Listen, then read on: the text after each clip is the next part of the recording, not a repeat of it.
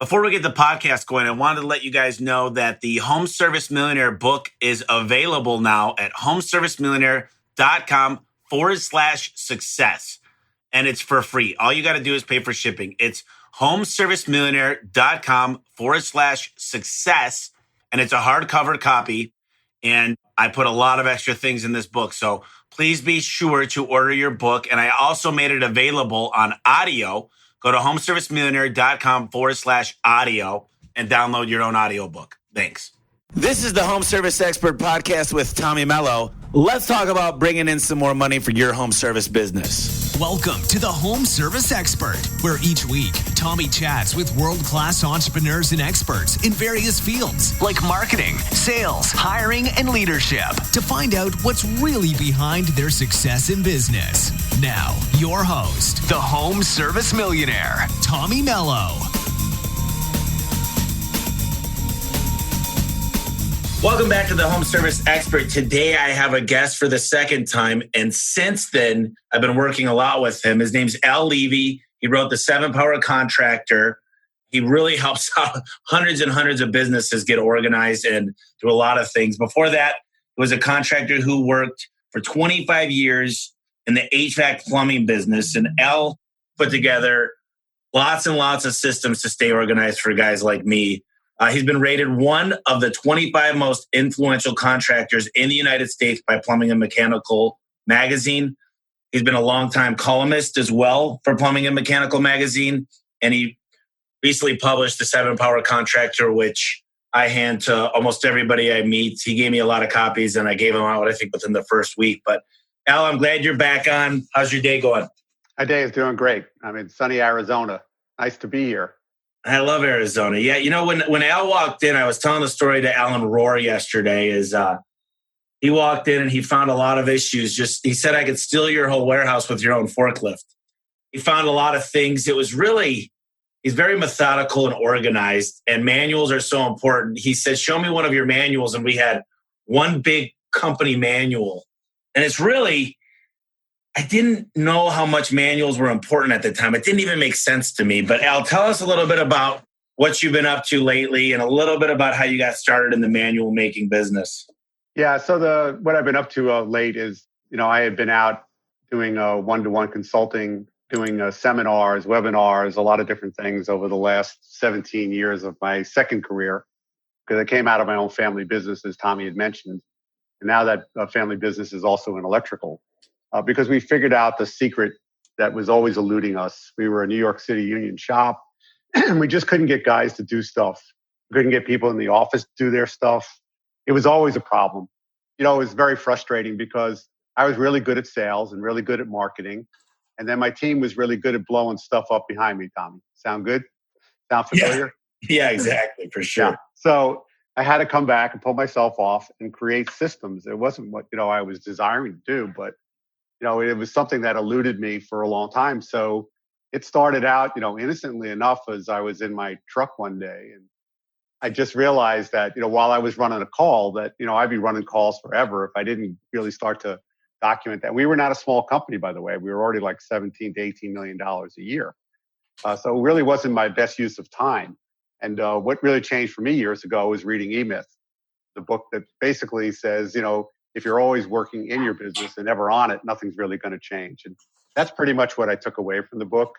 And it really got me focused. So the funny part of it, the good news is no videotape, but as I would run a call and I'd finish, I would turn to my right and I would talk to the person who was not there about what I had just done on the call. So that's where it began. And then I realized that this was really good to start, talking about how we do our work. I took it to the office as well. How we answer the phones, how we dispatch, accounts receivable, accounts payable. Basically, every box on our org chart was needed to have a manual to cover the 80% of what we do. Otherwise, you just find yourself, going through the same thing. So the illustration that I always talk about when I'm in seminar is somebody comes up to you and goes, hey, Tommy, I heard what you said about I should put these shoe covers on. Where do I get them? And the guy, you tell him where it is. And the next day he comes back, he knocks on your door and goes, Tommy, I know that's really important, but yesterday I had a fight with my wife. I wasn't really listening. Where do I get my thing? And then the next day he comes back and goes, I know shoe covers are really important, but my dog bit me. Where do I go for my shoe covers? And if you keep playing answer man, your whole team is happy to play question person. Follow what I mean? And Yep. until you document where these things are, you find yourself, and the great question is always asked to me, where does my day go? Where does my week go? Where does my month go? I'll tell you where it goes. 5 minutes at a time. People coming up to you and you answering questions off the cuff and letting them just try to run your company on a word of mouth. It doesn't work. It's not a sustainable model. Yeah, I think you told me the story about you and your wife going to Hawaii, and I got a lot out of that story originally. Do you want to tell me? Yeah. That was after the fact. But before that was after the fact. It built on the manuals is what it did.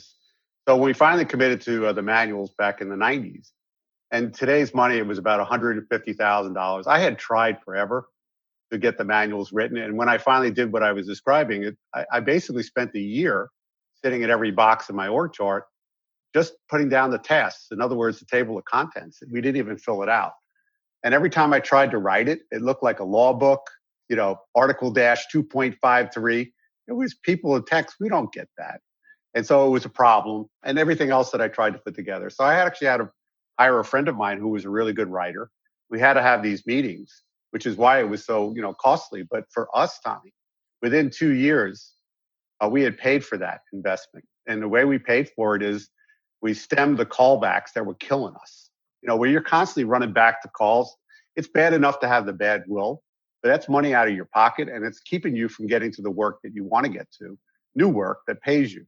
And so that was what was killing us. The other part of it is we had plenty of calls. We had great calls. We just didn't have people to get out there. But once I had manuals, I was able to get people into trucks and have them be effective. I was able to get people to answer the phone the right way and have them effective, and dispatchers and every one of these things. So the story that Tommy refers to was, I was go on vacation. It was rare as a contractor to get away to ever go on vacation, no matter what size company is. They're constantly calling you and the rest of it. And I don't know where I was, but, it was interfering. And finally, I just turned to my wife. I said, I'm going to spend the next 2 years putting these manuals together, putting the training curriculum together, building the training center. And we're going to build techs the right way from the bottom up, not trying to get spoiled people that, only want to do things their own way, or they're not really trained or not really released, get them out in the field. And I said, and one day we'll be able to go on vacation. And sure enough, to the day, 2 years later, my wife and I go on vacation, come back, she turns to me and she goes, your phone didn't ring once. And that was really special.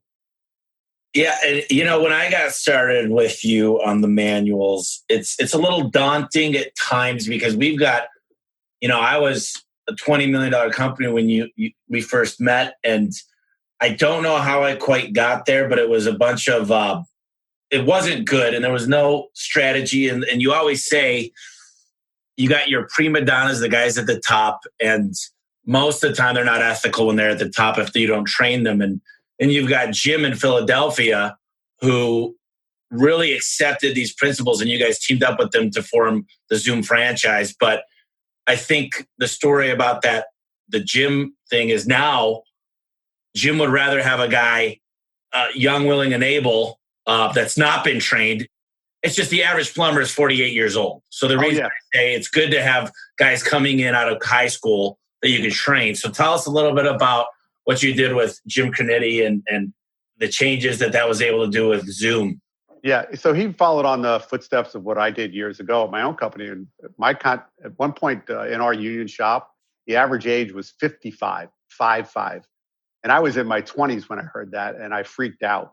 And every time that, my brother and I stay the last techs in the shop, we'd look at each other and go, that was who we overpaid for. And finally, we just said no more. So we were going to do it. And that's really what I went off to do. And the person that he's talking about, Jim Canetti, in Philadelphia, Zoom Drain, my partner, when I first went to his shop years ago, they just were the classic, two guys working really hard. They got to about 5 trucks and there just weren't enough hours in a day, days in a week, weeks in a month. You can't multiply yourself. You can't clone yourself. But the great news was Jim came out of the Air Force and he loved the idea of manuals. And, he recognized that the only real platform for the company he envisioned would be getting the operating manuals in place and just, defining things like how you get dressed and how you have meetings and what you do. And do I have time to tell a quick story about how he took control of his company? Yeah, I'd love that. So I usually have a visual demonstration, but in the pecking order of businesses, electricians are considered really high in the customer's eyes, and then HVAC contractors, and then plumbers, and then drain is at the bottom. And his business is drain only. So they had the same problem I had, which is guys couldn't get dressed right. So they kept on lowering their standards, beat up jeans, beat up shirts, and, sweatshirts, any way you look, just like you fell out of bed, come to work.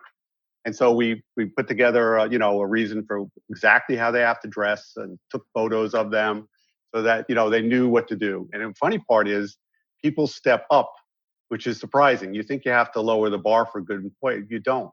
They want to be in a team where there's some standards. Well, one of the ways that he took really control of his company is because we wrote in about when meetings start. We have weekly meetings, which are essential.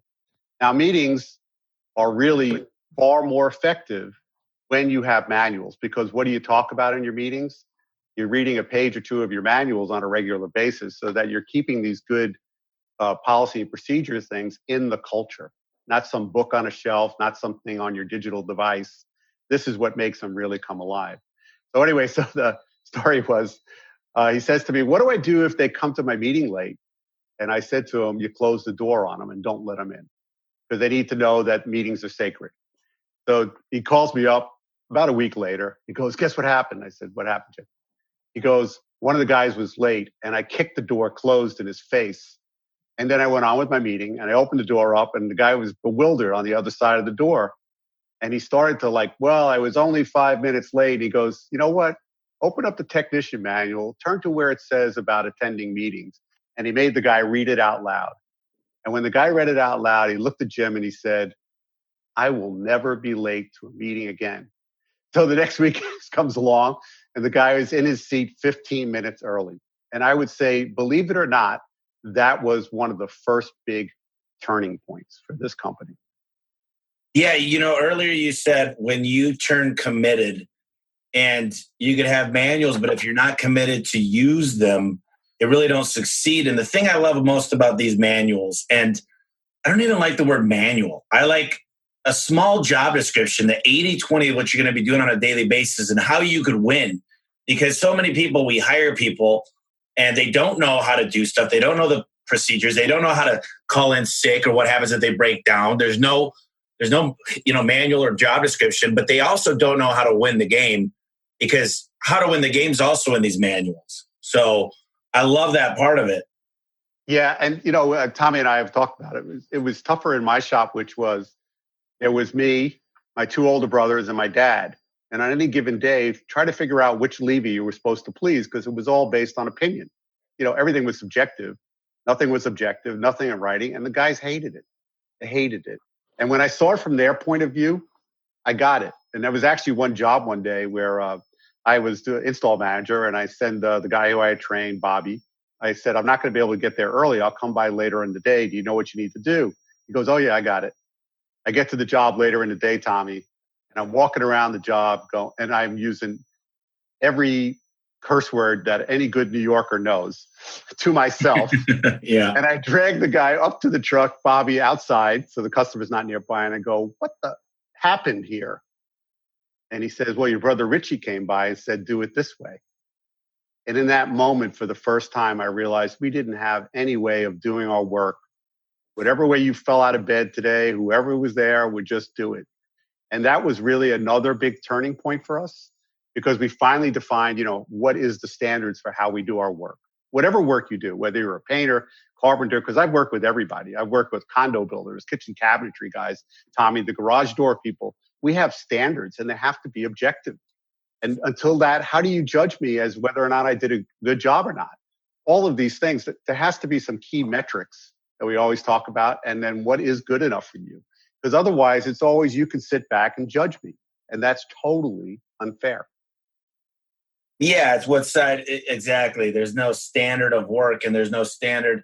Here's how you're going to be judged, just black and white. I think the first big thing I've learned, and there's so many things, it's hard to go back now a year and a half, but Tell me a little bit about the triangle of communication, the three main essential things in any home service business.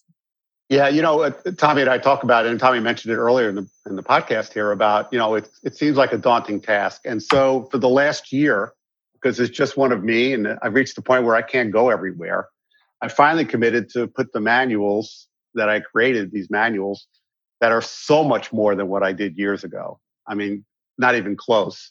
And plus, what I didn't know, Tommy, were the techniques that I needed to know. How do you get buy-in? How do you roll them out? How do you edit them? Because they're about 90% the way they need to remain for pretty much every company that I've encountered.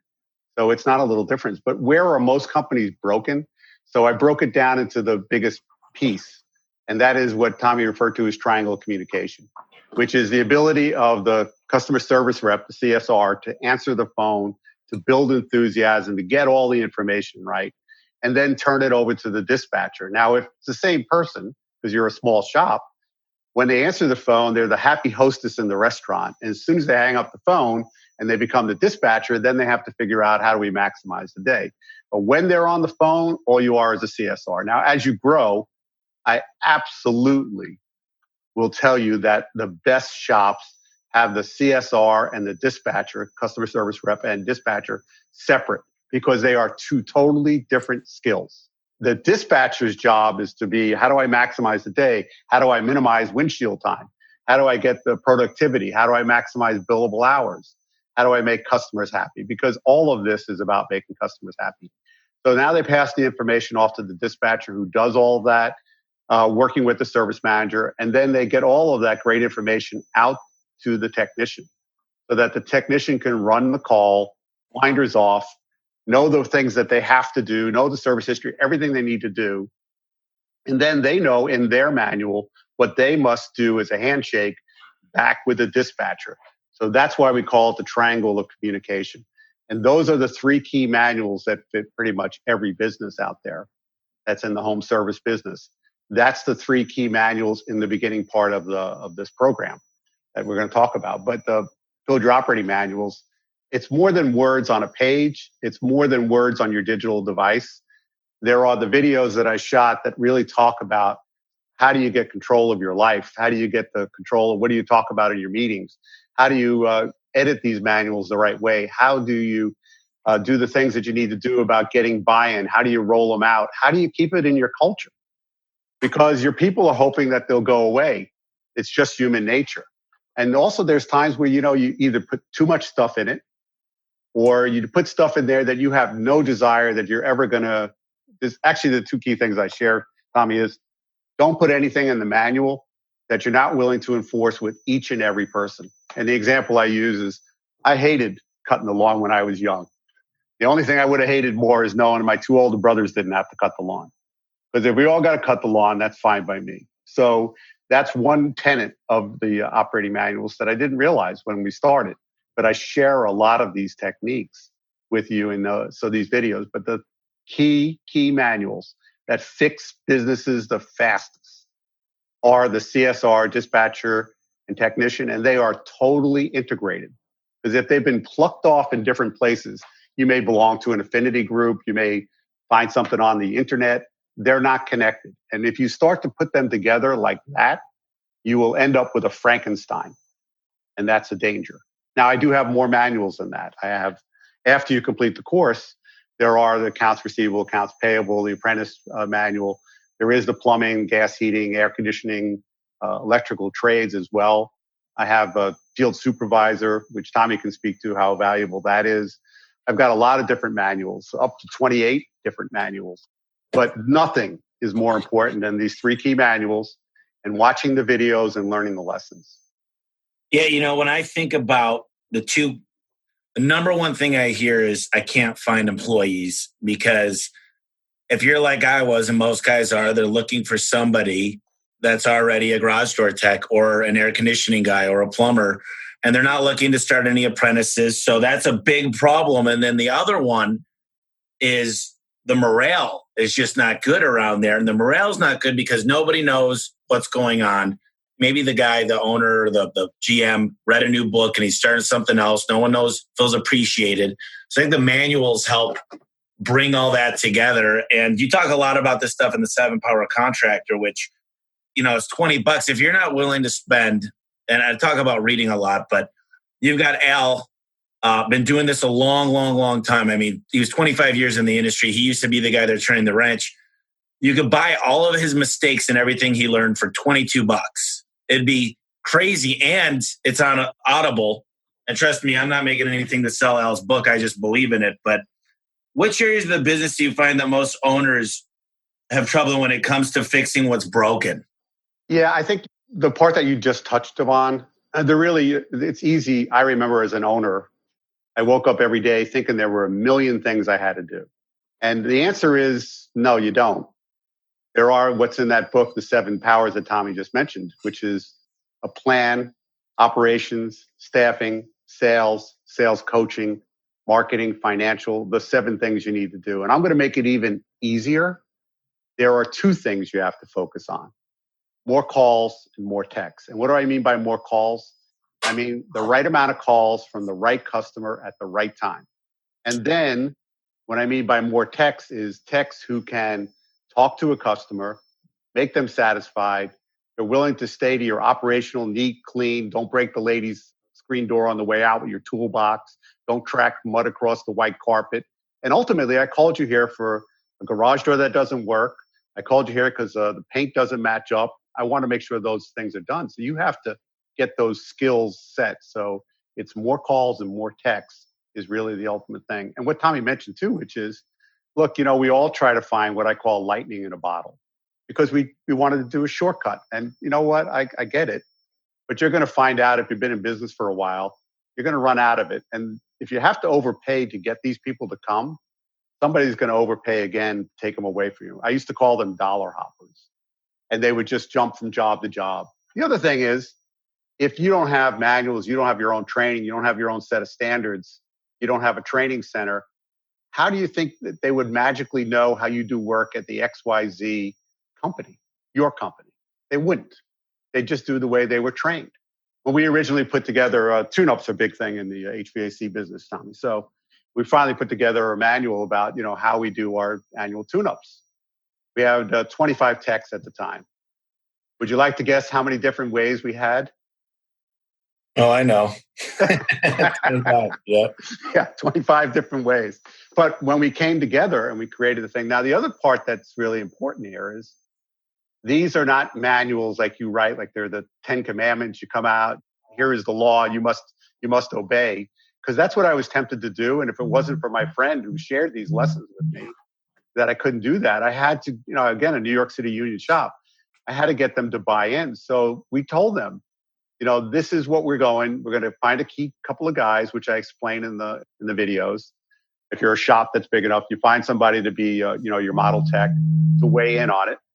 And then it's a case of we go to the other team and we go, tell us what you think is wrong. What do you hate? And we listen. And unless we hate what they say, we take their input. Because if you take none of their input, they know you're really not interested. They do the work. They have to buy in. We're not going to let them do something that we know is wrong or dangerous. And I'm talking about all positions, by the way. This isn't just tech conversation. There's only 25 different ways to do QuickBooks or Service Titan or any of these other things. But there's got to be a way that you want it done when you're training people. Otherwise, it just gets wildly out of control. These are some of the big things that really make a big difference at any company. What you teach is really mostly about scale. A lot of the stuff that you're talking about brings back your time, your sanity, your relationships, but it also gives you scalability. And it's kind of like walking into a classroom. So you're in maybe 11th grade and the teacher says, well, I'm not sure. We're just going to do what we always do, or we don't have a plan. We don't know where we're going. It just, now that I have them, it's kind of hard to even imagine it without them. It was something that was ready to break. It could have fell apart at any time. And I'm sure you've heard those stories about companies falling apart. So what would you say are the 3 most common problems that the operating manual can fix? Because an operating manual is the foundation of everything. It is. And if you think of it, which Tommy and I have talked about a number of times, if you think of your company, this great company you want to build, or you already have and you want to make it better, because there's 2 types of companies that I've been involved with over the years. It's a small company where I was mentioning like Jim, they just run out of hours in a day and there's just no way they can leverage and grow. So they need a really solid foundation. And if you build a pyramid, which are those 7 blocks that I've talked about, planning, operations, staffing, sales coaching, marketing, financial, those are the big pillars at the bottom of your pyramid. And so those bottom of the pyramid here, the better you make them, the stronger they are, the further you can go with it. Now, this may sound like, oh, well, I'm not a big company. I don't need that. You will never be any size company for very long without these building blocks. And the one we're talking about today is the key one, which is the operating manuals. And why I say that is, what happens if you get sick? What happens if you go on vacation? What happens if people on your team deservedly get promoted? If you're just a word of mouth company, that's really an issue. Now, I've done this, Tommy, with a company in California. It was me and him at his dining room table, and his wife was with her grandchildren on the side there. And we had one guy in the office answering phone calls and a tech on the road. So don't be deceived in thinking that this doesn't apply to small companies. You cannot run your company on just talking, and you can't run your company on just writing one-way memos. And how do I know? Because I tried for years. It doesn't work. It's not sustainable. And what Tommy was talking about too is you can find great people, you can overpay, you can do all these things. But to run a great company, it's fine when you're 20, 30, and even in your 40s. But by the time you get out of your 40s, what you can accomplish in a given day with a brute force of energy begins to diminish. So unless you create the systematic company that repeats without you having to micromanage every moment of every day for everybody who's on your team, you're going to run out of time. There's a lot to it. And sometimes it's mind-boggling to think of everything that you need to do when you're a small business, but you need a foundation. And even in the E-Myth, which I've read that book a dozen times as well, it talks about the org chart and putting descriptions in for each. And then, Al, you take it to the next level. Not just a job description, but a manual behind that job that shows, there's a lot of guys. I was recently at the Christmas light show in St. Louis, just actually this last recent couple of weeks. And it's hard to believe that you would want a manual for Christmas lights. When I got into that business, I was like, this is so easy. You just staple the stuff up there. But there's all kinds of things. You're tripping fuses all the time. There's so many things that go into it that I would have never thought. So window washing. For me, window washing seems like it's window washing. I mean, you mix up the solution and you wash the window, but there's so much more to it. But it isn't. And I'm not even in that business. And you and I both know is, well, how much detergent to water ratio do I use? And what is a safe way to get my stuff back and forth? And do I use a right to left stroke or an up to down? And which will leave streaks? You see, it's easy, whatever business you are. And if you're good at what you do and you understand that, like even house painting, right? House painting it's not a simple thing. It's as good as your scraping, and as good as your prep. It's as good as everything else you do. It's as good as protecting the bushes. So I could write a manual about that, just listing out a couple of things. Whatever process you do. And if you ever want to make money, you need to differentiate what you do from everybody else. Because if you do everything like everybody else, why are you worth more money? Yeah, and that's the thing, differentiating yourself. And I'm a big fan of that. I mean, I'm a big fan of adjectives. So I don't just say, hey, Al, this is a nice roller. Actually, we recently did your garage door. And it's great. It's great, by the way. I love it. I love it. It was fun. Yeah, that was a fun time. And then we did your brother's across the street. That was great. Yes, you did. Yes, so you did. There's a lot of people out there right now saying, I don't think I need that. My company's running just fine. I always hire the right people. And it just seems like something I don't need. What do you have to say to someone that's saying that right now? Again, I go back to if you're young in your 20s, 30s, and 40s, and you think that, okay, I can continue this model, I question that you'll be able to do it. And if you're really looking to grow your company beyond yourself, that's an issue. Plus, if you ever try to sell your company and you're not systematic, why would I buy your company if you're the magic sauce and you're not going to be around? That's kind of an issue. So you're painting yourself into a corner when you see it that way. And it really goes back to, how is it that your company functions? It's not that you can't overcome it with, a lot of sweat, but it becomes exhausting and it becomes a limited quantity. Tommy and I always talk about there's 3 things in this universe that are precious. and the things that you have to manage every day when you woke up. It's how much time, energy, and money, and where are you going to spend it? And the thing about it is, money is not the most precious commodity. You can borrow it, you can get a partner, you can do a lot of different things. Even time, you can leverage it through others, but your energy, where are you going to spend your energy? If you have to micromanage your company, how do you plan on growing your company? How do you plan on going into the other segments that make sense? How do you, duplicate yourself? How would you open up a spoke shop, an hour away from where you are today without repeatable systems?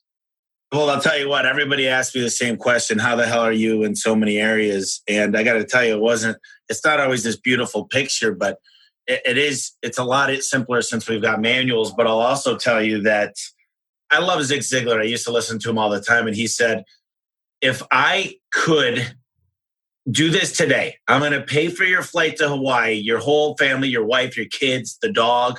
We're going to pay all the alcohol, all the food, volcano trips, golf. We're going to take you out on the sailboat, swim with the dolphins, all that. But here's the catch. We're leaving tonight and you're gone for a month. Could you do that and your business come back running just fine? That is phenomenal. I love that. Love it. And, I don't think there's a lot of people that could say that are listening. No. And there's nothing wrong with that because we were all there before. Yeah, I so hear you. And we have to say no to opportunities that are right there in front of us. And, once we learned how to scale, so this was originally we were in fuel oil, which is like propane for people who don't know, but in the Northeast, they burn fuel oil. And we recognized there was so much time before the clock was going to run on it. So which is why I was pushing towards plumbing, gas heating, air conditioning. Once we knew, how you create a manual, how you take that manual and build a training center, how you build training curriculum, then you can be in any trade. And here's the other thing. I mean, so many people have tried to build a drain business, electric business, kitchen cabinetry business. And what they do is they find one great person. But then the one great person looks around and goes, you know what, it's just me. So who's in charge, me or him? And the answer is they are. And the other thing is what happens again if they get sick, they hurt, they get leave. So I always take the approach is if only one of us can do it, it's a hobby. And if all of us can do this trade, then all of us, this is the thing we're in. So that's the same thing with electrical, which now my family is in the electrical business as well, is because we followed the same foundation. There's an electrical manual first and foremost. And then they created the electrical curriculum and the electrical training center that matched to it so that they could build their own electricians because calls was not a problem for them. But being able to run the calls the right way. Ultimately, it always starts with this.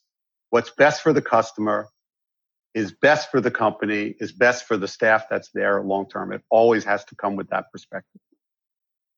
Yeah, I understand exactly. It's so tough because I've had those guys that you cannot lose before. And if they quit, a lot of guys go like this. If they quit, I'm back in the truck. I mean, yes. I'm back in the truck and I can't tell you enough. I have a cousin in Colorado Springs, amazing guy, amazing family.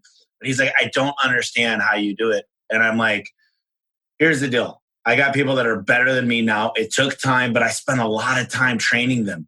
And the other thing is I compensate them pretty well. And that's what you got to do in this. And it's not only that, Alan, I know it's just not about who's getting paid more, but I don't think he's ever built a guy from scratch. Yes. And we've got what's crazy about what Al talks about is you go, well, how do those guys do compared to the best? And I got to tell you, I've got a couple of veterans that have been doing this a long time that are amazing still. But overall, I'd say 7 out of the 10 of the top guys I have that do what I tell them to do. They drive like I tell them to drive. They show up. They do everything right. They were homegrown and they're loyal. They're not going anywhere. We taught them. We're their family now. Yeah. And that's powerful stuff. And you build a career for them, but with the org chart that we're talking about, which is part of the course as well, is the org chart that it's not a fancy org chart like, titles, I'm a CFO, CIO, CPA, or any of these other kinds of things. And I'm not saying that's not a part of a plan, but as Tommy will attest to, is the org chart is very flat. You don't have to go through 50 layers of management to get to see somebody about what needs to be done. So the org chart, which is part of this process, is why I, as somebody who works for your company, would care. Why would I stay with you? And why would I be doing like Tommy's talking about with these young guys is I come in as a young, willing apprentice. I work, prove to you that I can show up clean and sober. I get good marks for the people I ride with. You take me to class, you get me in a truck, give me a limited amount of tasks that I can safely do. You have field supervisors that are not just riding around all day, but that they can go out and make these guys better. And because they have manuals, they have something that they can hold them accountable to. Because even if you had somebody who could, quote unquote, be a field supervisor, what would they judge them on? The answer is nothing until you have manuals. So people love the idea about field supervisors, but you can't even play that game until you have manuals and training. So this clearly goes back to, again, there's a place for them: apprentice, junior, senior, earn the right to be a field supervisor. And then if there's service manager or things of that nature, so they've got room to go. So the 4 reasons that I care about your org chart is: where am I today? Where can I go tomorrow with your company? Because you said you offer a career, not a job.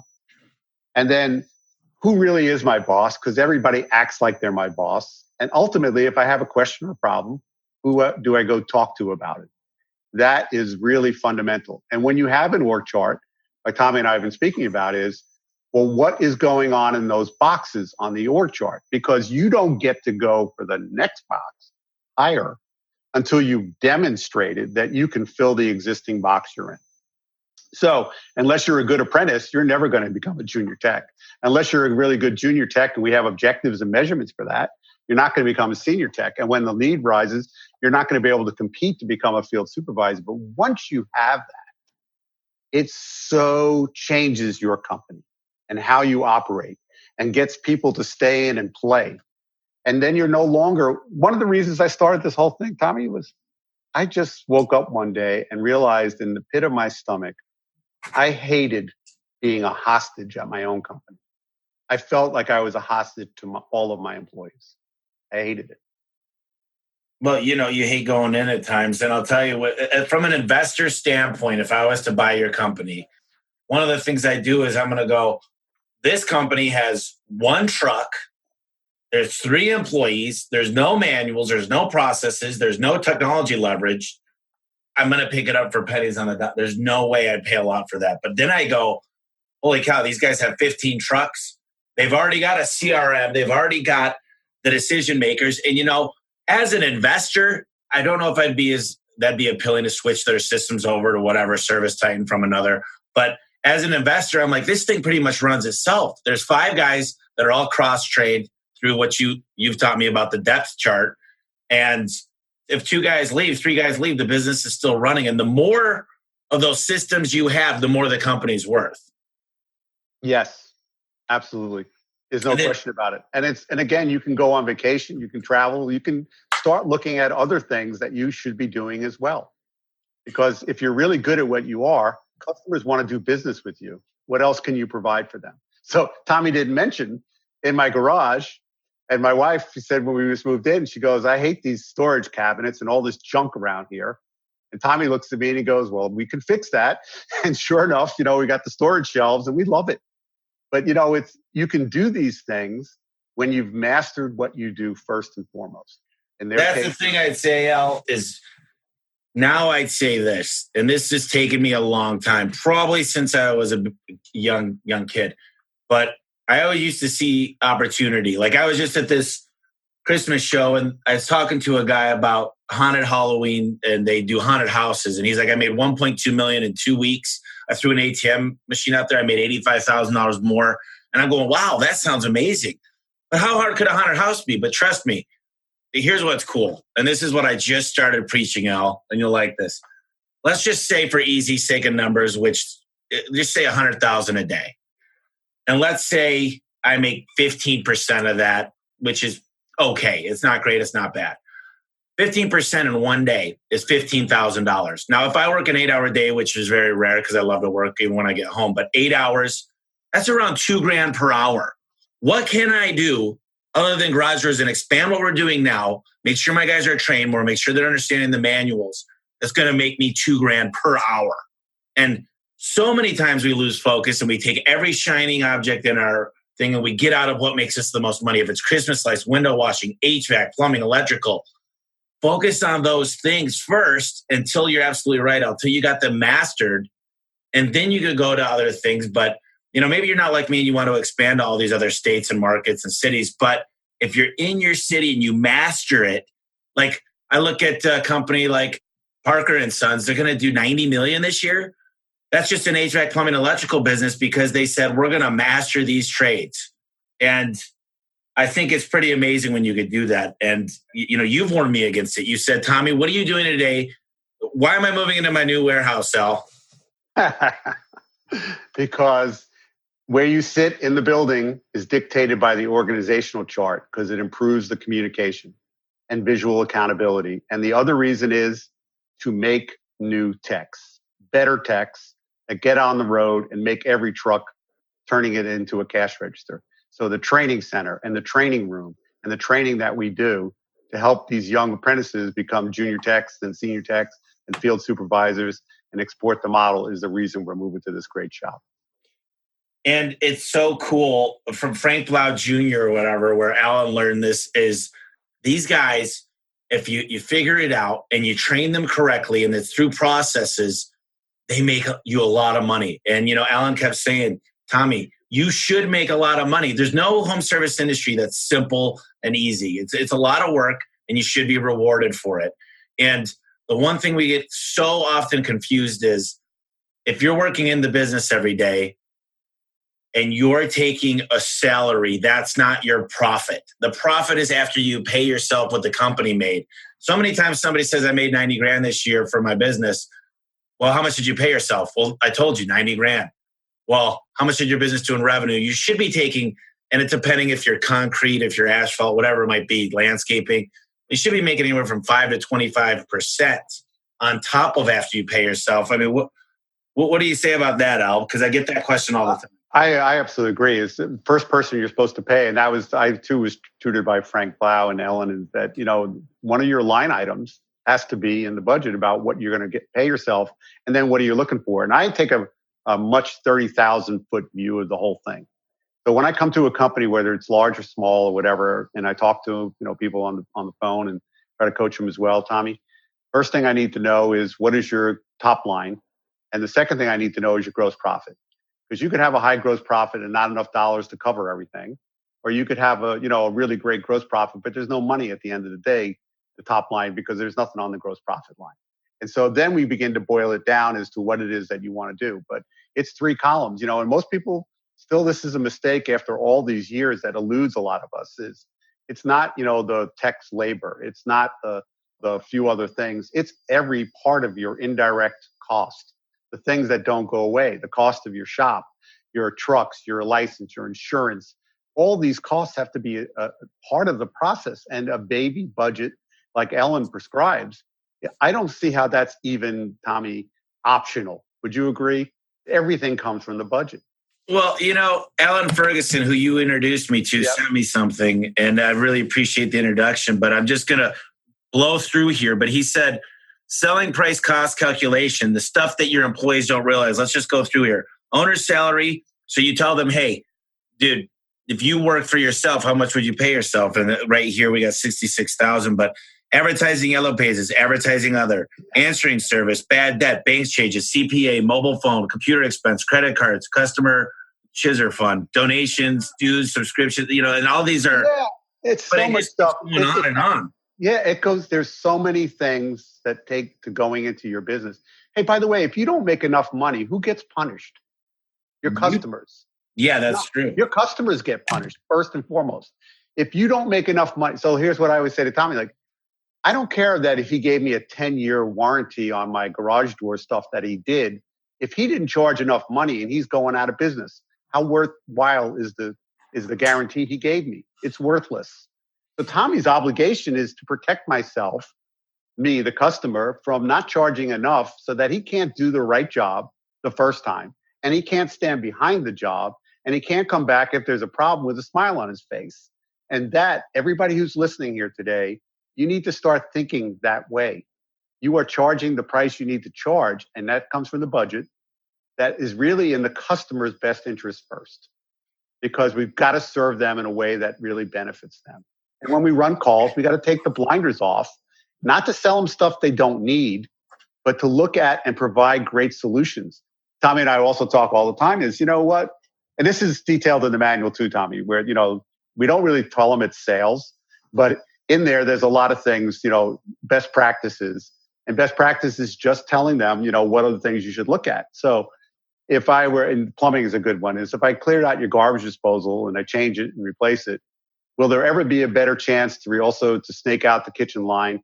The answer is no. Is it also time to get rid of the waste pipe underneath? Yes. So if I don't make that either a package to replace all that and explain why I'm doing it, I'm doing a disservice to the customer. And if you think, well, I'm going to save a couple of bucks, I'm just going to do the garbage disposal. Tomorrow, when it's plugged up and the garbage is coming back out of their sink, you think they're going to think that it has anything to do with the garbage disposal? Yeah, they're going to think that I didn't need that thing. So you are not doing a customer favor if you don't. And the funny part is how it ties back to the manuals, which is, and even in Tommy's manuals, there are good conversation starters in there about best practice or code requires, because there are things that code requires. Tommy's garage door safety eyes, how long has that been around, Tom? 1991. Yeah. It's not optional. And think about it, about little kids and dogs. And you need those things. We're not trying to sell people stuff they don't need. But in the manuals and in your training, you need to be teaching what is the things they have to pull the blinders off. And Tommy was also talking about with techs is they don't understand. They just think the phone rings by magic.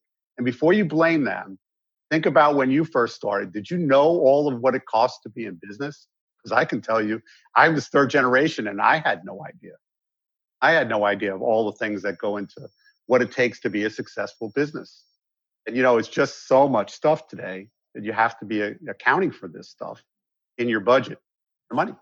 Al, one of the things I've learned too recently is sub a lot of it out. You told me to get out of the warehouse business, but I've also got out of a lot of the businesses. What do? I fix garage doors. I replace garage doors. And I don't need to be this accounting team and focus on what you do great and let other people do the other stuff. Because I got a phone call recently, just the other day, and the guy goes, "Look, Tommy," he goes, "I got to tell you, man," he goes, "I've heard of your company, figured you're a little bit more expensive, but I got this guy and he missed his appointment twice now to install my door. He's like, I wondered if you could be competitive." And we worked it out. I said, I'm not going to be at that price, but I said, I could be if you wanted me to be the company that the guy that's going to miss the appointment every time.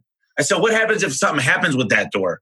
He's making money to install it, right? You didn't pay him everything. He's like, no. I go, do you think he's going to care about showing up when there's a warranty issue? I'm like, and he paid more money. And that's what nobody understands a lot of times. Absolutely right.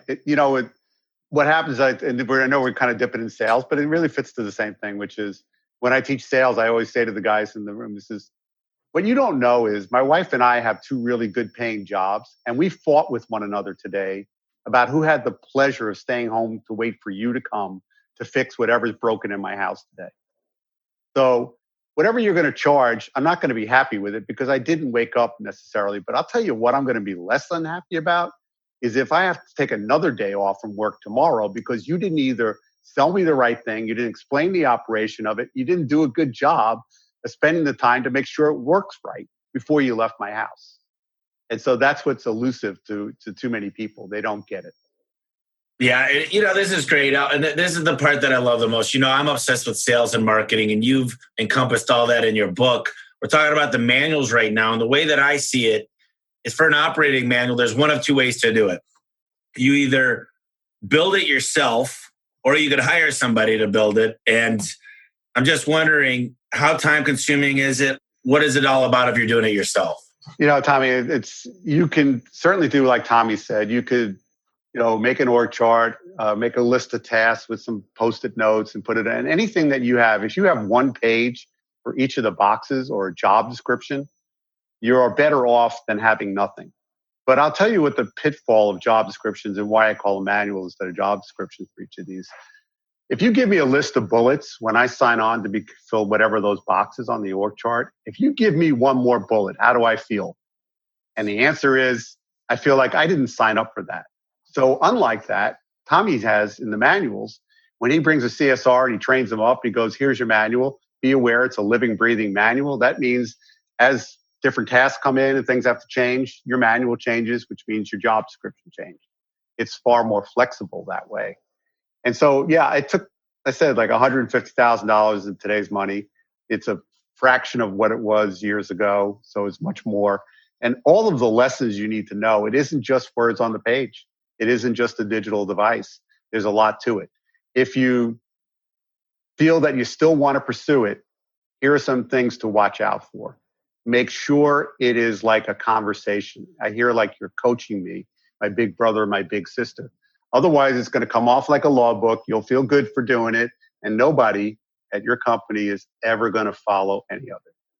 It's not about what you can roll out. It's about what sticks, what gets buy-in. Well, it's kind of like dating. I got to set the expectations. If I want to go out on Fridays and Saturdays and do my own thing, they should know that up front. And I feel like a lot of times we change the rules. And I know my girlfriend would kill me if she was like, dude, you didn't tell me this was part of the plan. I actually did tell her from the beginning, I'm a busy guy. Work is really important and this. But when you got an employee and you're like, hey, by the way, I added 3 tasks for you. That's why when I hire new people, I'm like, I make sure to add it. Like there's all the times where we're adjusting little things in the manual. There's certain things in there that we never thought would have made it in there until we kept having the same problem. But, we go back to the 80-20. You're not going to get every single detail, every single thing every scenario of what can happen. But it's very, very powerful stuff. And it's going to allow people to scale everything you said, your time, your energy, even your relationships start to come back as you get more organized and you get good people appreciate organization. So I think it's a huge game changer. So, what do you say? There's either a cost, it's time, money, or manpower, right? Yeah, it's time, energy, and money.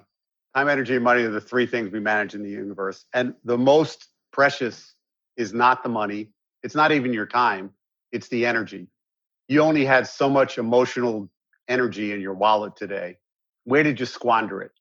Are you talking to the same people about the same stuff? Are you putting out the fire that you thought was out yesterday that's going to break out tomorrow because you really never got in and dug in and put the things that really get this problem addressed once and for all? And when things come up, do you have a way to logically handle it, like Tommy was just describing, something that comes up? It's never going to be 100%. Don't knock yourself out. But if you could cover the 80% of what goes on day to day, life gets sweet.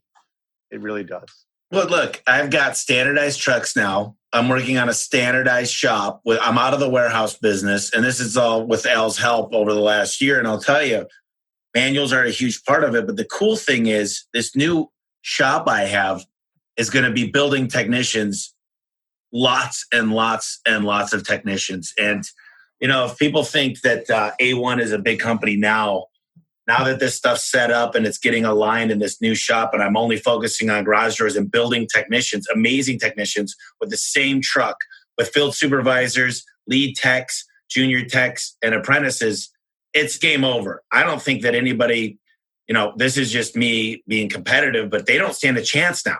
I agree. No, I agree. And I came to this a long time ago, Tommy. I realized if I could build the path to better techs that would stay on board with me and build them career and the rest of it, everybody else has to try and catch me. It's not the other way around. And my guys were always being pirated. People like your other contractors would try and steal them because they knew they were educated. They didn't want to go. They didn't want to go because they realized that if you didn't help me build my career or you weren't doing things for me, what are you going to do when I get there? And for the very few that ever left and wanted to come back, we're very judicious about that. But they would tell you in a heartbeat that, there's nothing that compares with. They like waking up, knowing what the expectations are and meeting and exceeding those expectations. People want to win. It's just our nature. We want to win.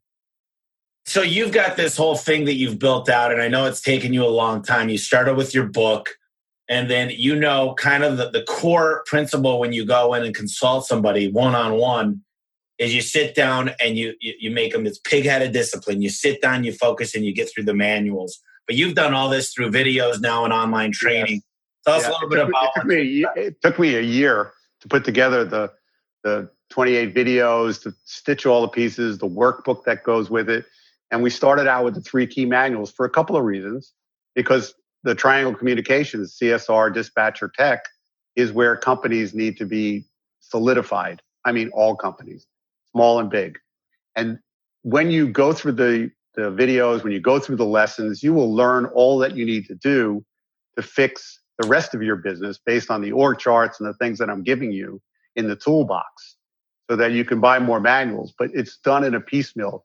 I once thought, Tommy, it was a great idea, I'll just give all the manuals. They'll think it's great. And what I realized is I gave most people a boat anchor that sunk them to the bottom because it's a daunting task, like you said. So this is a much better piecemeal way of doing it by getting these 3 key manuals. And when you're ready, you can go back and buy the other manuals to start filling your org chart up with the manuals. It's so much easier to edit than to try and create from scratch. That's a killer. So to get Al's courses, you're going to want to go to 7powercontractor.com/HSM. That's the number 7powercontractor.com/HSM. And now here's the thing, guys. I'm also going to have this online on my site, and I'm going to have the link to this. If you don't do this, I'm on this new kick. There's 3 ways to do it, and you could hire somebody to do it like I hired Al. You can make all the mistakes you want and try to learn from them and not make the same mistake twice and continue to live the life of insanity. Or you could invest in yourself in a book or training, which is the cheapest, most effective way, because Al's time is very valuable. You probably can't afford them, but you could afford this course. It's actually really, really reasonable for what he gives in there. So I would recommend it. I already have gone through it one-on-one with Al and my team, and it's a game changer. It really is. And Al, I appreciate everything you've taught us. I mean, I think getting the hours we've spent of your time, it's just crazy. It's changed the whole way we look at it, and it's exciting. Again, I will say that. It's super exciting to come in knowing what's happening with the business and how it's getting organized and seeing all the things. It's like the dominoes. They're lining up right now. So can't thank you enough. My pleasure. Really appreciate the opportunity. And I appreciate the opportunity sharing with the audience because I passionately believe that every company needs to have operating manuals like this. And again, be aware, I came from a sales and marketing perspective, but they blew up my stuff. And that's why I got so good at this. It's a whole lot easier to get on my tail here and follow me up the trail. It's a lot easier way to go. So Al, if you had to leave one common theme, something for them to think about, just thinking about this whole manual thing, it's a little bit mind-boggling, like I said, but it's really not. The hardest part of anything is to get started. I don't care if it's a marathon, if it's getting out of bed. It's just get started. And what would you say, just the last comment of something to let the listeners kind of just contemplate on? Yeah, I think, you have to ask yourself, right now, without documented policy and procedure for the 80% of what goes on, you have to accept how everybody at your shop does the job. Because until you define it, they're free to do what the hell they want to do. That is powerful. Yep. And so many times, I want to leave it with one thing, because this was the most, Al walked in here and he said, Tommy and Adam, what's the most frustrating thing? And Adam went out and said, it's just, we train, we tell them. And Al said, how much do you show them? How much do they show you back? And do you have them sign off? And part of the manuals is signing off and saying, I understand. It's when you see them dressed in a perfect uniform, they sign off saying they acknowledge it. They see that they did. And then Al's really good at reminding them, hey, when you walk in, your shoes are untied. You got grease on this. This is not tucked in. And this is not what we do. And you show them the right stuff. And that's when you pull out the rectification or just a write-up or however you guys want to deal with it, or a verbal warning. But it's very, very powerful when you've got it all documented and you could reach back to that document and show them. And it's all there. I mean, everything that Al does is just super. Every time Al walks in our shop, he backs up, he sits in his car, he takes off his seat. He's super calculated. So it's everything's super, super calculated. So this is stuff that if you want to, I just can't tell you enough of how powerful this is. But Al, I appreciate you being on today. I think if people don't take advantage of this, I think it's nuts. But some people want to invest in their business and some people don't. So, yep. Hopefully they'll find your words and my words to be inspired. I get it. It's easy to keep doing the same thing. But if you're really looking for something else to really change your dynamics, I feel I didn't want to shoot all the videos. I didn't want to do all this stuff, Tommy. I didn't want to take it all down. But every time I put my head down with one thought and one thought only, is that there's too many contractors out there and too many people in different businesses that really need this stuff. And that was the driving factor for me. Well, here's what's the driving factor for me, Al, and I'll finish. If the dispatcher learns how to dispatch and get 5 more minutes drive time per technician, if the CSR could book 1 more phone call per day, and if my technician could do 1 more thing right and maybe 1 more sell, even a set of rollers or whatever, then I made my money back the first week on that investment. So I just think it's crazy when people say, that's a lot of money right now. How much is it if you don't do it is my question. So yeah, exactly. And even like to say that, putting it in that perspective, you'd probably in a day, if you have a couple of techs, you've already paid for making the move the needle in the right direction. That's a good way to finish it, Tommy. Well, Al, I appreciate it. This was a great podcast. I love, I think having you on every 3 to 6 months will be powerful, and everybody loves what you have to teach. So we'll get you back on here soon. Sounds great. Thanks, everybody. Thank you, Tommy. Thank you. Hey guys, I really appreciate you tuning into the podcast. I wanted to let you know that my book is available right now on Amazon. It's called The Home Service Millionaire. That's homeservicemillionaire.com. Just go to the website. It'll show you exactly where and how to buy the book. I poured 2 years of knowledge into this book, and I had 12 contributors. Everybody from the COO at Home Advisor to the CEO of Valpak, and of course, Ara, the CEO of Service Titan. It tells you how to have the right mindset and become a millionaire and think like a millionaire. It goes into exactly how to turn on lead generation. Have those phones ringing off the hook for the customers that you want to be calling, where you can make money and get great reviews. It also goes into simple things like how to attract A players. Listen, if you want a great apple pie, you need to buy good apples, and you need to know where to buy those apples. And it also talks about simple things like knowing how to keep the score. You should have your financial check every week. You should know exactly what's coming in and out of your account. You should know when to cut advertising that's not working. And more than anything, you should know how to cut employees that aren't making it for you. Listen, you might have a big heart, but this book is going to show you how to make decisions built on numbers. I hope you pick up the book, and I really appreciate everything. I hope you're having a great day. Tune in next week. Thank you.